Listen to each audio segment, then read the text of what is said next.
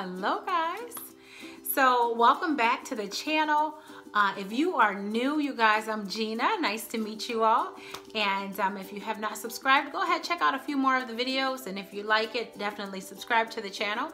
Also go ahead and like the video if you like it.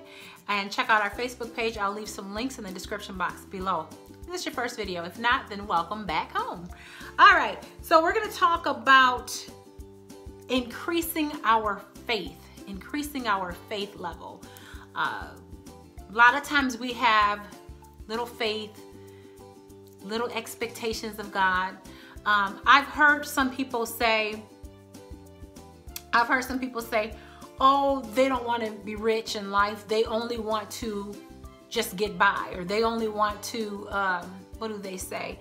Just make sure all their bills are paid. Just make sure, you know, just living in the land of just enough. You know, they don't want to be on welfare. They want to be just living just barely. And that's just not what our God, it's just not what our God want from us. So this is really neat. My pastor had put this on Facebook and I put it on my Facebook page. I just kind of copied and reposted and said, my pastor did this. So it says your plan. And I'll put a little picture if I can right there. But it's a picture of, you know, like a little plan of a house. And the one little house, as you see, have just like a bedroom, maybe a living room, a kitchen, and a bathroom, and that's it. So those are our plans. Those are the things we want. We're like, oh God, we're praying for this. God, please bless us with this. But that's your plan. But God sees things a lot different. God's plan could be something like, look at the big picture, with all sorts of floors and all stuff, maybe 5 or 6 bathrooms, maybe 7 bedrooms, or maybe just all so much stuff. And God might see your life like that. Anything that you want, anything you need, but you got to have the faith. So let's read some scriptures about faith. All right, so let's go to Hebrews chapter 11. We're just going to read. Just going to increase our faith. One way to increase your faith is basically, to be honest, is just by reading the Word of God, because knowing what God can do definitely will take you very far. So I'm going to read it in the NLT version, okay, guys? The New Living Translation. So it says, faith shows the reality of what we hope for. It is the evidence of things we cannot see. Through their faith, the people in days of old earned a good reputation. So they did that through their faith. Now, by faith, we understand that the entire universe was formed at God's command. That what we now see did not come from anything that can be seen. So when God created the earth, God had faith, because there was nothing there. He just said, let there be light. He had faith. He created it. He spoke it, and it just appeared. He said, let there be this, let there be that. Through words, through faith. It says it was by faith that Abel brought a more acceptable offering to God than Cain did. Abel's offering gave evidence that he was a righteous man, and God showed us his approval of his gifts. And although Abel is long dead, he still speaks to us by his example. Verse 5, it was by faith that Enoch was taken up to heaven without dying. He disappeared because God took him. For before he was taken up, he was known as a person who pleased God. And it is impossible to please God without faith, right? So you got to have faith in order to even please God. Anyone who wants to come to him must believe that God exists and that he rewards those who sincerely seek him.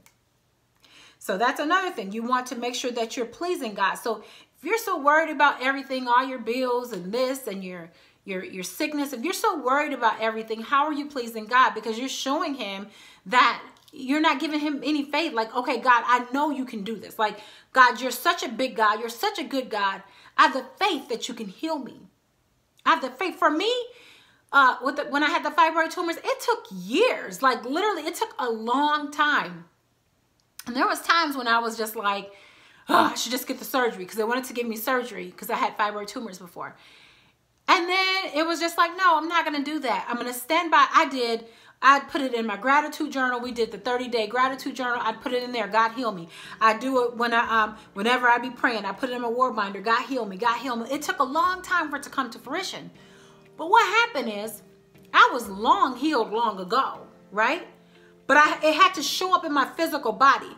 I'd already spoke the words. It was already into existence. It just took a minute for it to come, to just happen. You know what I mean? To transform into this regular world. Because it already had happened up in the heavenlies. Why? Because God said that what? We already was healed. When he died on the cross, it was already done. So we just have to wait. We just have to be patient. We just have to say, okay, God, you said you're going to do it. I know you're going to do it. And as we're waiting, we're doing steps. So I didn't just pray and let it go. Nope. I begin to research that thing. I begin to see, what should I be drinking? What should I not be eating? What type of exercise should I be doing? What can I do myself to make sure that my healing is going to go even smoother? That was by faith that I knew that God would heal me. Okay? So it says, and let me tell you this. Let's go to Acts 10 real quick and 34. And in the King James Version, it says, God shows no respecter of persons, okay? But in this NLT, it says, then Peter replied, and it says, I see very clearly that God shows no favoritism. In every nation, he accepts those who fear him and do what is right. So it don't matter who you are. God's not going to sit and bless me and give me so many riches and everything, and he's not going to bless you. And you got to be sitting there on welfare, and you have to be sitting there doing, barely making ends meet. Now, let me say this.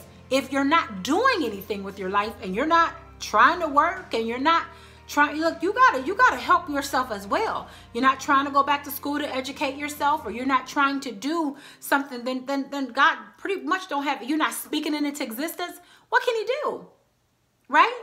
But if you're speaking things into existence, if you're praying, if you're working towards it and doing things, because faith without works is dead. So if we're actually working along with it, then God's going to eventually bless us. It might take years for your business to get off the ground, but eventually something's going to hit. I don't care if you started a business and you failed, started a business and you failed, started a business and you failed. Look, it's the story of our life. Everybody did it. KFC, the guy did it. Tyler Perry said he did shows for so many years for nobody to come. Spent all that money. So many people do these businesses, but just don't give up. You keep going. You keep going because God wants to bless you. He's no respecter of persons. But those people that got somewhere, I guarantee they never gave up. And I guarantee they kept on going. Those people that got healed, I guarantee they had the faith. I guarantee they kept saying, God, like the lady with the issue of the blood, if I can just touch you, if I can just touch the hem of your garment, I know I'll be healed. If I can just do this or do that. So you got to have that faith. Let's keep reading about faith. So it says it was by faith that Noah built a large boat to save his family from the flood. He obeyed God, who warned him about things that had never happened before. And by his faith, Noah condemned the rest of the world, and he received the righteousness that comes by faith. Now that was by faith. I mean, that's to build a whole boat. People was laughing at him. Noah, you crazy. Really? I ain't getting up in that boat. You know, people will laugh at you when you tell them your plans. People are going to talk about you when you tell who you think you are. You ain't no better than nobody else. People will talk about you. They will laugh at you. They did me. They do everybody. You ain't nothing special. Oh, well. Because you know that you are on a path. You know that you are on your way to something good, to something successful. God said he wants us to prosper. And stop saying, oh, I only want to get by. Oh, I only want to. No. God said he wants you to be the one, right, that lends money out. He wants you to be the one that's going to be the head and not the tail. He wants you to be the one that's going to be better than everybody else. You're supposed to be the light that sits on the hill. Yes, you. Right? Not the world. No, not people that's not his. You. So that means we got to start doing something with it, right? We got to start maybe dressing a little better, looking a little better, talking a little bit differently, holding our heads up a little bit, maybe walking into the bank like you own the bank. Oh, yes, I come to take out some money. Even if you only got $5 in your account. Listen, the whole rest of the bank do not have to know that. Start acting different. Start acting like, oh, I have all the money in the world. Oh, I am so rich. God is so wonderful. Walk into a Louis Vuitton store and say, oh, that's not bad. You know, even though the prices of things might be $3,000 and you know you can't afford it, get ready for what's to come. Start getting ready for it. Get excited about it. I love walking in the stores and saying, you know, that I love to do that, to just walk. I don't care if I can get it or if I can't. I'm going to walk up in the store like I have money. And I'm going to walk up in the store like, oh, let me see that. Oh, let me try this. Oh, this is beautiful.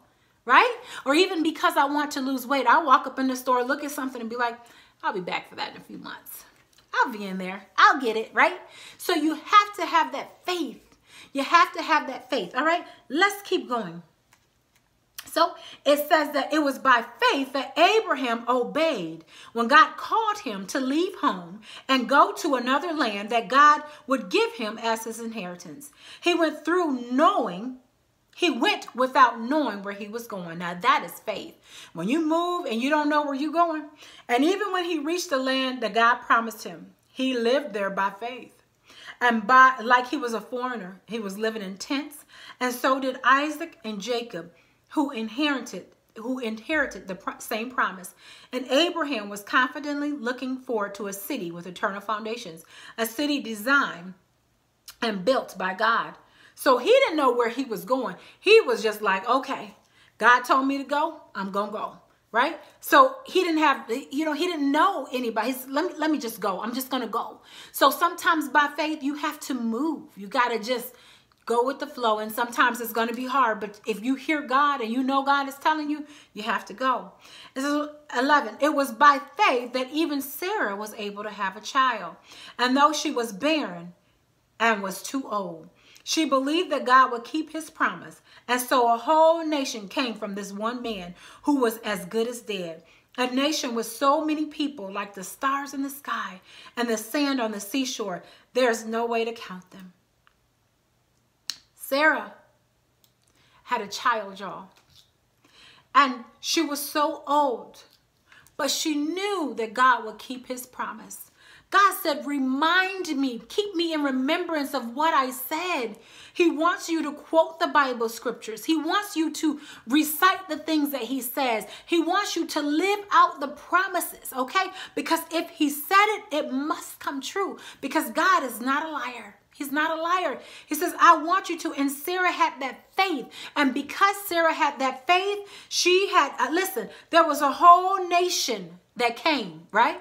Because she had that faith, right? So there's some things that you have to birth even in this spiritual realm.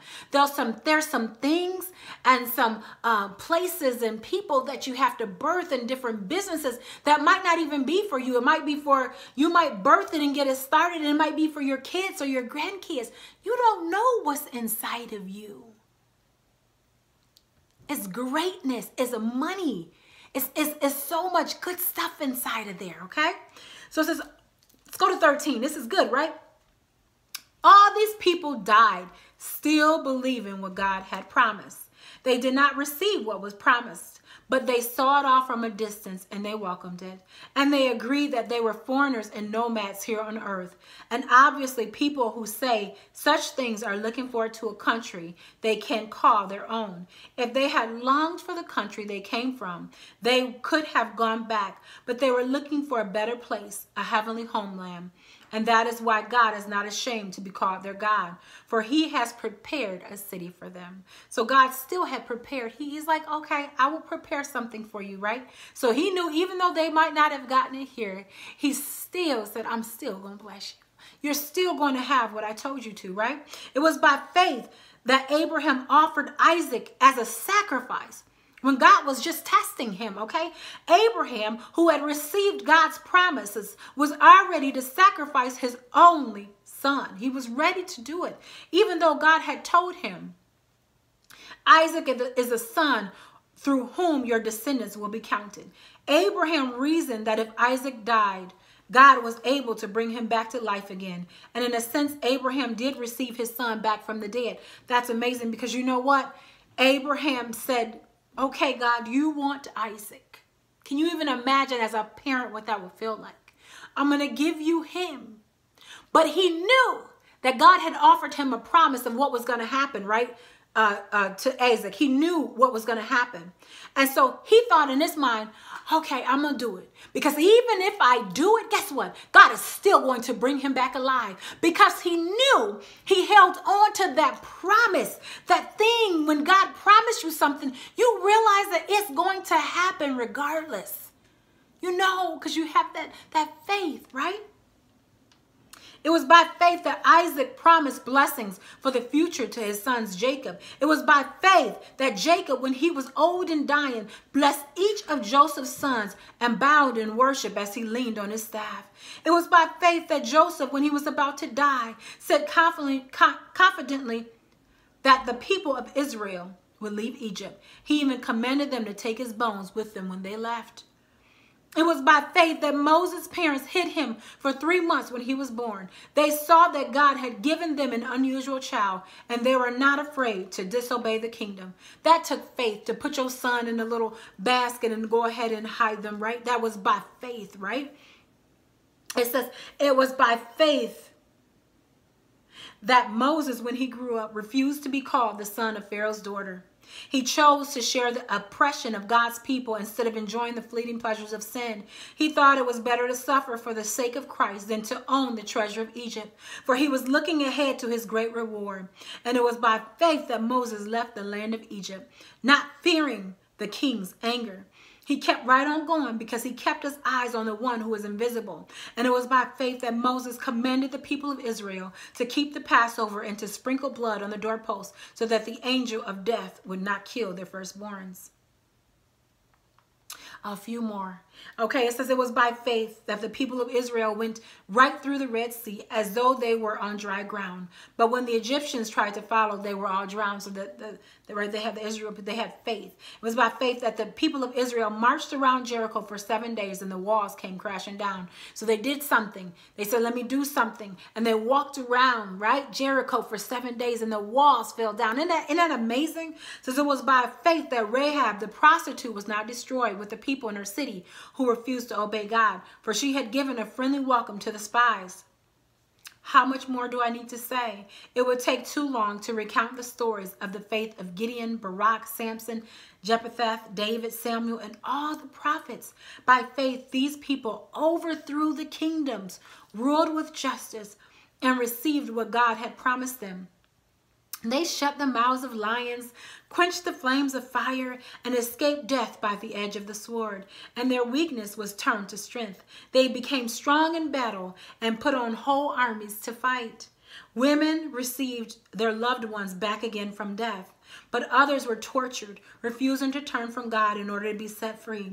They placed their hope in a better life after resurrection. Some were jeered at and their backs were cut open with whips. Others were chained in prisons, and some died by stoning. Some were sawed in half, and others were killed with swords. Some went on wearing skins of sheep and goats, destitute and oppressed and mistreated. They were too good for this world, wandering over deserts and mountains, hiding in caves and holes in the ground. And all these people earned a good reputation because of their faith. Yet none of them received all that God had promised, for God has something better in mind for us so that he would not reach perfection without us. So I ask you today, where is your faith? Tell me, write it in the comment section. Where is your faith? What do you think God can do for you? Do you think you're supposed to live how you're living? Some of you are living a good life. Some of you have a lot of money.